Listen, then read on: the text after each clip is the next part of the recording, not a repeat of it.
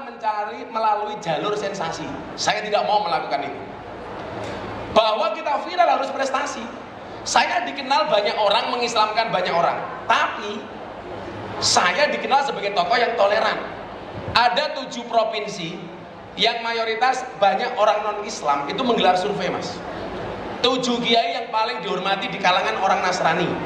1 ada nama Kiai Haji Abdurrahman Wahid, Gus Dur. Nomor 2 ada almarhum Kiai Haji Zainuddin MZ, dai sejuta umat. Nomor 3 ada almarhum Kiai Haji Hasyim Muzadi, mantan ketua umum PBNU. Nomor 4 ada Buya Syafi'i Ma'arif, almarhum, yang Pak Jokowi sangat dekat dengan beliau, mantan ketua umum Muhammadiyah. Yang kelima ada Profesor Dr. Quraish Shihab, bapaknya Najwa Shihab, tafsir Al-Misbah. Yang keenam ada Profesor Dr. Said Agil Sirot, mantan ketua umum PBNU. Yang nomor 7 saya paling muda, Miftah Maulana Habibur Rahman. Pertanyaannya kok bisa? Ya, karena saya toleran. Anda pengen tahu bukti toleransi saya apa? Kita lihat video tahun 2021 yang saya dihakimi oleh orang-orang keras, bahkan saya dibilang kafir ketika saya ceramah di gereja Jakarta Utara Penjaringan. Coba lihat videonya. Nah ini Mas, saya tahun 2001 ini Mas. Dan kamu juga salib. Di saat aku beribadah di Istiqlal, namun engkau ke katedral. Di saat biomu tertulis Allah Subhanahu wa Ta'ala dan biomu tertulis Yesus Kristus. Di saat aku mengucap Assalamualaikum dan kamu mengucap salam. Di saat aku mengejak Al-Quran dan kamu mengejak Alkitab. Kita berbeda saat memanggil nama Tuhan. Tentang aku yang mengadakan tangan dan kau yang melipatkan tangan saat berdoa. Aku, kamu, kita. Bukan Istiqlal dan katedral yang ditakdirkan berdiri berhadapan dengan perbedaan namun tetap harmonis. Andai saja mereka memiliki nyawa, apa enggak mereka saling mencintai dan menghormati bahasa dan yang lainnya. Terima kasih. Assalamualaikum warahmatullahi wabarakatuh. Sahabat saya Deddy Corbuzier itu dalam sehari ditonton 7 juta kali, dikomentari 100.000 kali lebih. Semuanya mencaci maki saya, Miftah kafir. Saya marah, enggak, Miftah kafir. Saya jawab, hurra masalah, sahadat meneh.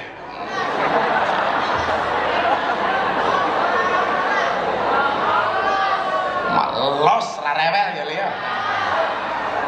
Alasan mengkafirkan saya apa Mas Gibran? Karena saya dianggap masuk tempat ibadah agama orang lain. Saya jawab, kalau masuk tempat ibadah agama orang lain dibilang kafir, berarti orang Jawa Tengah itu banyak yang kafir. Kenapa? Karena sering masuk Candi Prambanan dan Borobudur. Kafir kabeh ya. Wis bayar di kafir-kafir ke.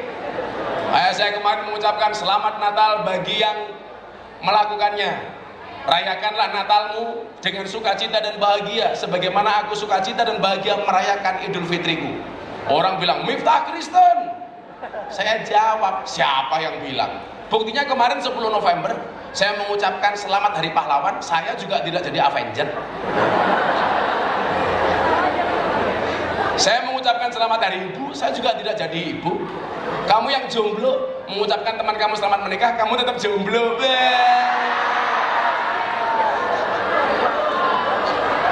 Cuaks. Kamu yang jomblo, santai saja Mas.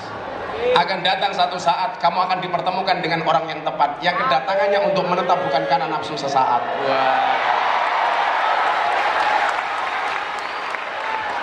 Yang jelas jomblo itu free hati nih. Saya dulu gak pacaran ya tetap laku. Saya dulu gak pacaran Mas, bukan karena saya gak laku, tapi karena memang gak ada yang mau Mas. Wah, aku bikin kere banget ya. Saya dulu kuliah itu yang gak punya motor cuma saya sendiri, kemana-mana jalan. Tapi hari ini saya katakan sama mereka, di balik kesuksesan seorang laki-laki akan ada banyak wanita yang menyesali. Jatuh no ambahmu. Lah Mas Gibran ini beda. Di balik kesuksesan seorang suami ada doa dari seorang istri. Itu artinya apa? Semakin banyak istri, semakin banyak yang mendoakan. Pada bahaya tak? Aman. Wes nggak usah pacaran dok, santai saja. Betul? Nih, the best quote hari ini kamu tulis, kamu dengarkan. Percintaanmu boleh gagal, tapi karirmu harus jelas. Kenapa? Karena karir yang jelas akan mengundang cinta yang berkelas. Saya kebetulan bahasa saya gitu mas itu banyak ditulis di bokong truk. Makanya saya kemarin dapat penghargaan sebagai selebritis yang paling banyak wajahnya dilukis di bokong truk mas. Ada 350 truk lah, model-model kayak gini mas. Nah ini banyak kayak gini. Nah, nanti ada yang paling menjijikkan. Mobil tangki sedot WC, kurang ajar. Bisa. Ada mobil tangki sedot WC gambar saya. Quote-nya apa? Silitmu adalah rezekiku. Ya Allah.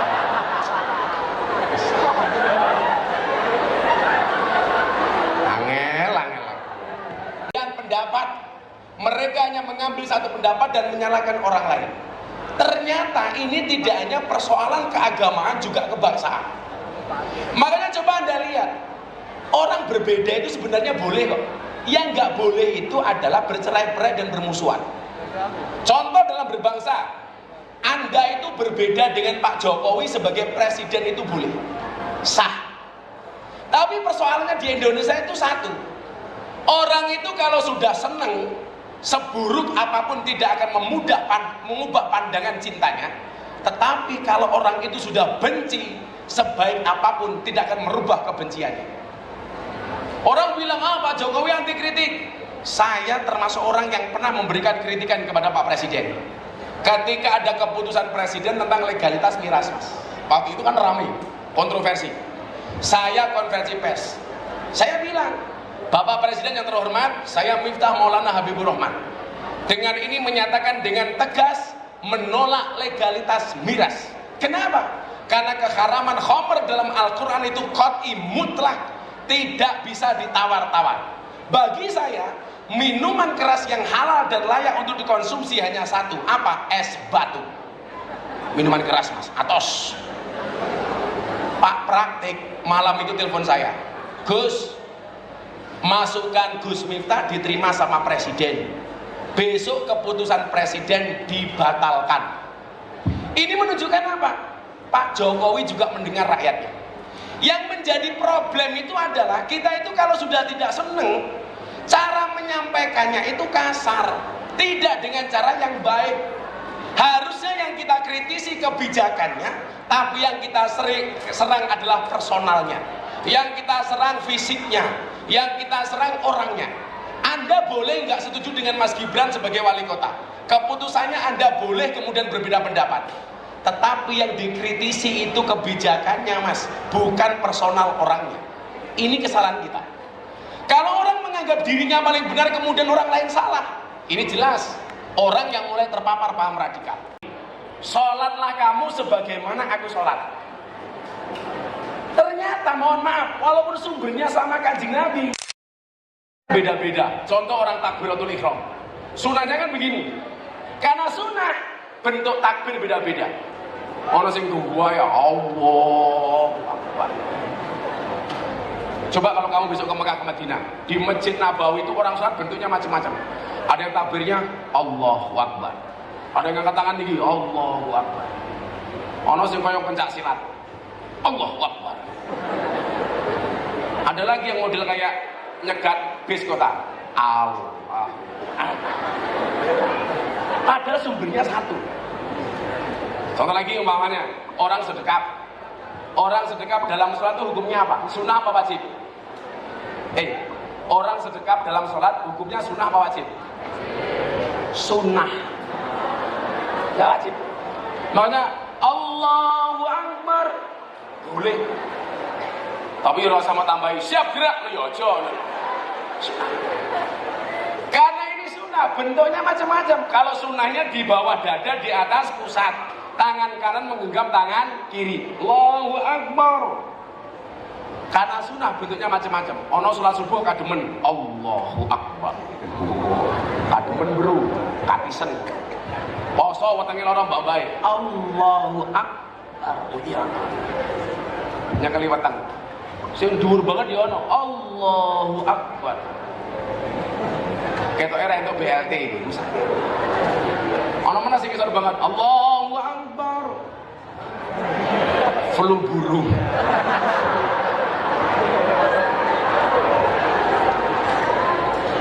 Tahiyat itu loh mas, akan dari lain. Tahiyat itu loh. Kamu pernah lihat ke orang tahiyat bentuknya macam-macam? Ono sing ngene, ono sing ngene, ono sing ngene ya kan? Ternyata imam madhab 4 yang masyhur itu ya beda-beda nih. Imam Syafi'i, asyhadu alla ilaha illallah sampai rampung. Fil alamina innaka hamidum majid. Tak, baru assalamualaikum, assalamualaikum. Kalau Imam Hanafi cuman sekali tok, asyhadu alla ilaha illallah. Wis orang ngadeg meneh. Ngomong impoten tak ajar. Asyhadu alla ilaha illallah wis rampung. Kalau Imam Hambali setiap ketemu kalimat Allah telunjuknya goyang. At-tahiyatul mubarakatuh shalawatu thayyibatulillah assalamualaikum ayyuhan nabi wa rahmatullah assalamualaikum wa ibadillah asyhadu alla ilaha illallah. Ketemu Allah tuwing tuwing tuwing tuwing. Itu Imam Hambali. Kalau Imam Maliki dari awal sampai akhir tangannya bergerak enggak berhenti. At-tahiyatul mubarakatuh shalawatu thayyibatulillah assalamualaikum ayyuhan nabi wa bener semua Gus, bener. Kalau Gus Miftah pakai mana? Saya pakai Syafi'i. Asyhadu alla ilaha illallah sampai rampung. Anda mau pakai Syafi'i begini boleh? Mau pakai Hanafi begini boleh? Mau pakai Hambali begini boleh? Mau pakai Maliki begini boleh? Ya enggak boleh, begini lah ini enggak boleh. Ini pakai model opo. Wah, ada ini opo. Nah, termasuk di Solo Raya ini yang dulu sering rame apa? Katalah perbedaan antara NU dengan MTA. Sudah lah. Wah, semuanya orang punya cara masing-masing ya mas ya. Kowe melu MTA ya urusanmu, kowe melu NU ya urusanmu, kowe melu Muhammadiyah ya urusanmu. Tetapi kita tidak boleh mengklaim bahwa pandangan kita paling benar kemudian menyalahkan orang lain. Gak boleh. Kalau NU dan Muhammadiyah itu kemarin pas saya terakhir ceramah di hadapan Bapak itu forum silaturahim ketua umum parpol. Saya bilang pas ada Pak Jokowi, ada Pak Prabowo, ada Cak Imin, ada Pak Erlangga, ada Pak Zulkifli Hasan. Saya bilang, apa bedanya NU dan Muhammadiyah? Bedanya satu. Kalau anaknya Kiai NU itu dipanggil Gus, kalau anaknya Kiai Muhammadiyah dipanggil guys. NU Gus, Muhammadiyah guys. Satu, perbedaan ulama. Hai guys. Kemudian yang kedua, ndi mau gambare?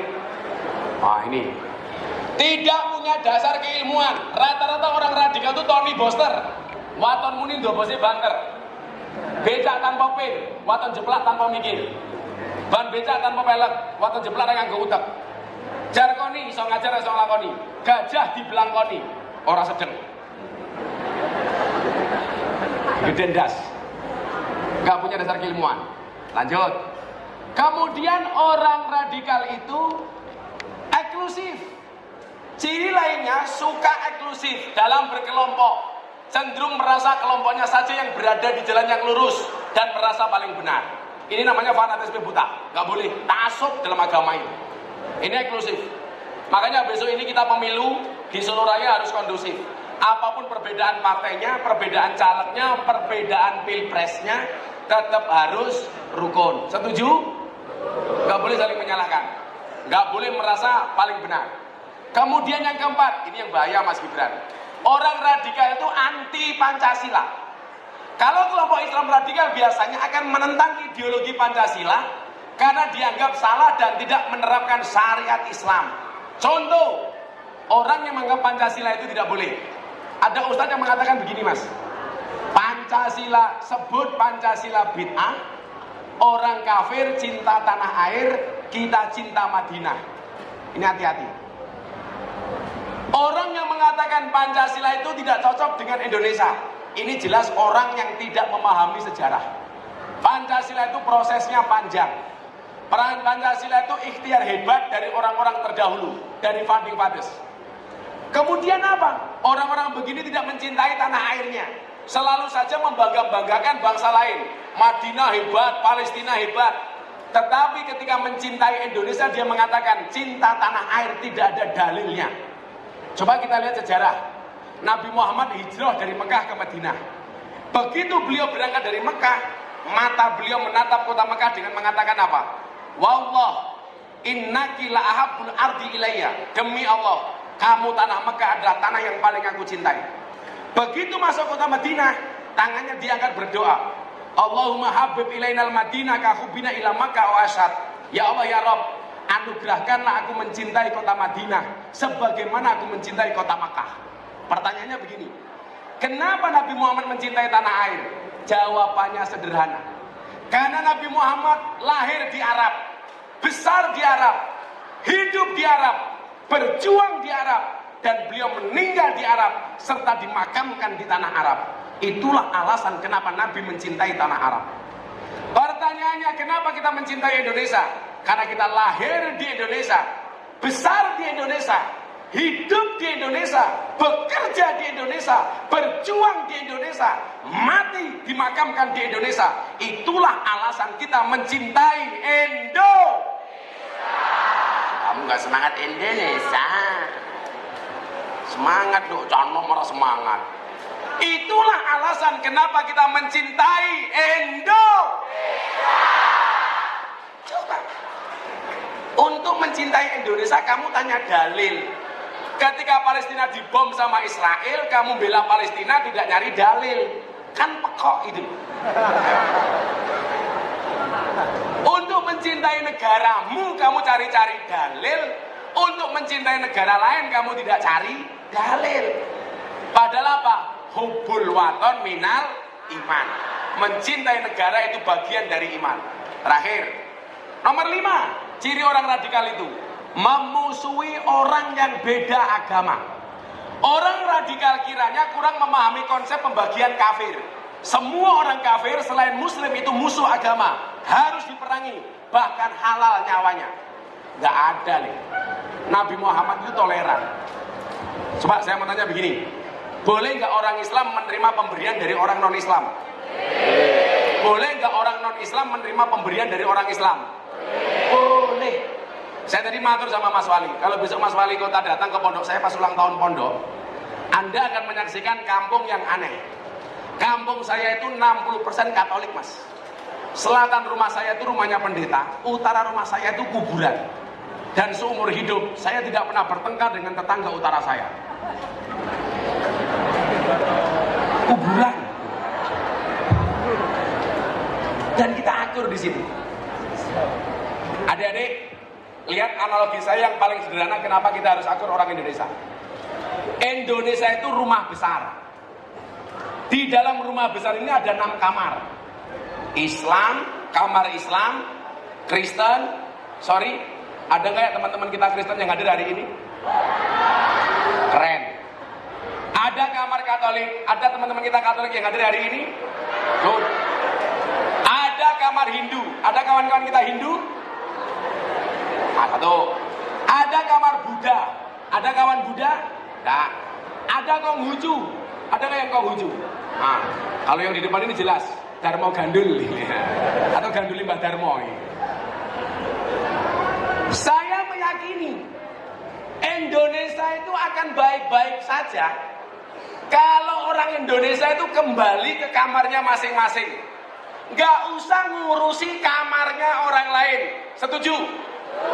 Orang Islam ya kembali ke kamar Islam, ngapain ngurusi gereja? Orang Katolik ya kembali ke kamar Katolik. Makanya saya jadi ingat Mas Gibran yang negur pembangunan gereja apa tuh Mas, yang kemarin ramai itu, yang izinnya nggak usah terlalu belibet itu Mas, gereja ya, itu benar. Kadang-kadang kita itu arogan ya. Contoh begini, kemarin di Bogor ada orang berdoa di rumahnya sendiri dalam rangka Natal, didatangi, dipersekusi. Alasannya apa? Tidak mendapat izin. Saya mikir, sejak kapan orang berdoa sama Tuhannya harus mendapatkan izin? Loh, tapi itu bukan gereja, Gus. Lah wong omahe dhewe, ndonga dhewe, sing muni yo cangkeme dhewe. Berdoa dengan Tuhane dhewe. Kok harus dapat izin itu dari mana? Saya itu malu Mas Gibran. Kalau mau Natalan, gereja-gereja dikawal sama polisi, tentara, Banser. Seolah-olah mereka mau ibadah saja tidak aman, harus dikawal dengan tentara, harus dikawal dengan polisi. Betul? Malu kita itu seharusnya. seneng. Saya sampaikan apa? Wahai kawan Nasraniku, silakan kamu datang ke gerejamu, beribadah sesuai dengan keyakinanmu. Kenapa? Karena saya meyakini gereja itu fasilitas untuk menjadi orang baik bagi orang Nasrani. Saya bilang sama orang Islam, silakan kamu datang ke masjid, silakan kamu sholat berdasarkan keyakinanmu sebagai orang Islam. Kenapa? Karena masjid itu fasilitas untuk menjadi orang Islam yang baik. Kalau orang Islamnya baik, orang Kristennya aman. Kalau orang Kristennya baik, orang Islamnya aman. Kalau orang Kristennya baik, Islamnya baik, Katoliknya baik, Hindu, Konghucu, Budanya baik, maka Indonesia aman. Maka saya bilang, beda agama itu bukan musuh, tapi partner dalam kebaikan. Kan begitu pemahamannya.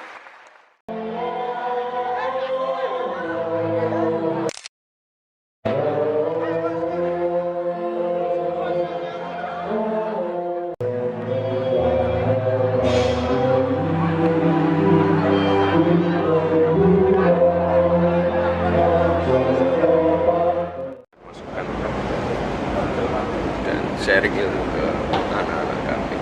Ya. Efektif insya Allah Mas ya.